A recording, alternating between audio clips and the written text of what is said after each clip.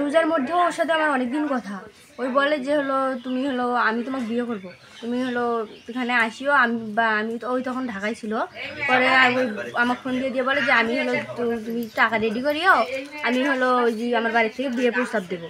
তারপর ওই যখন বাড়িতে আসলো, আসিয়ে পরে আবার তো সব ঈদের আগে আসছে, আসিয়ে আমরা হলো পরে আবার স্বপ্নপুর গেছিলাম।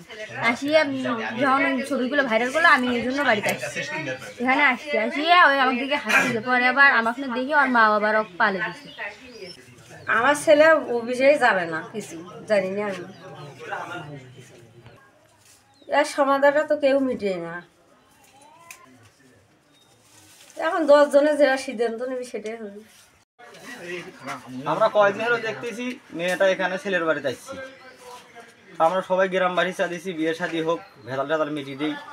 এখানে তো কোনো ভেজাল টেজালের দেখতেছি না, মিটানোর কোনো সম্ভাবনা নাই। আমরা খালি ভেজাল দিন যা দিছি আর বাড়াতেছি। আমরা এলাকাবাসী সবাই চা দিছি, বিয়ে শাদী পরে দিয়ে এটা একটা মীমাংসা করে দিই। আমরা তো সেটা যাচ্ছে না। গ্রাম প্রতিবাসী আত্মীয় স্বজন প্রতিটা লোকে তো ভালো করে দিছে যে বিয়েটা হোক। চেয়ারম্যান চায় না, কৃষক চায় না, টাকা হলে চায়, টাকা না হলে চায় না, এটা কেমন কথা?